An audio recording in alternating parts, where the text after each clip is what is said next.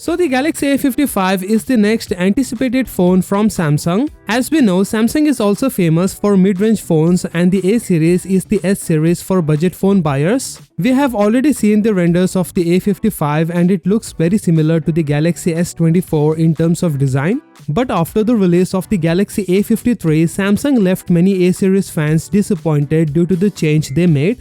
Specifically, I am talking about the CPU change. In the past, Samsung had been using the mid-range 7th gen Snapdragon CPU for the A series. However, out of nowhere, Samsung made the decision to go back to use Exynos. It was at this point that Samsung lost not only me but also other A series fans. Samsung has a tendency to make things good and then suddenly turn them bad.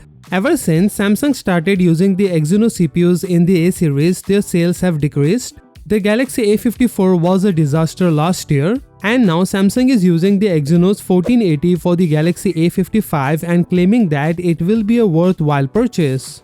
The Exynos 1480 has been spotted in Geekbench database and it scored 1180 points in single core and 3536 points in multi-core CPU test. In comparison, the Galaxy A54 score, the Exynos 1480 has done a great job here. Let me tell you, the Exynos 1480 has 4 high-performance CPU cores clocked at 2.75 GHz and 4 power-efficient CPU cores clocked at 2.05 GHz. It features the RDNA 2 base Xclipse 530 GPU, which is said to be much more powerful than the Mali GPUs used in the previous Exynos chips. It isn't clear if this mid-tier GPU supports ray tracing for gaming. However, when it comes to the camera hardware, there is still a significant difference between Samsung's flagship and mid-range phones. Although the main cameras on the mid-range Galaxy smartphones are capable of taking decent photos in most lighting conditions and offer features such as optical image stabilization, but the secondary cameras continues to disappoint us.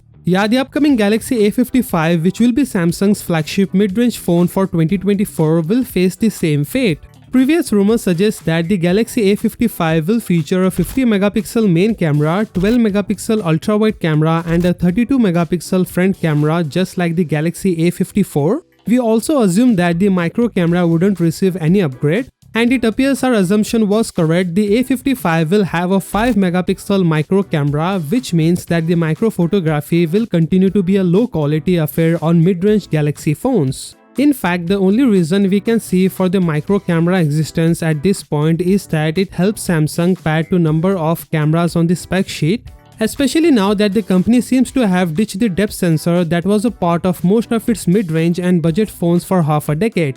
Moving on to the software, the Galaxy A55 will run Android 14 and One UI 6.1 out of the box. But there is no word on whether some of the Galaxy S24's AI features will be available on the A55 and other mid-range Galaxy phones launching in 2024. The phone may potentially be launched around the same time as the debut of the Galaxy A54 last year, considering the growing number of leaks. So let me know what do you think of this A55 in the comments below. With that being said, subscribe if you like and I will see you in the next one.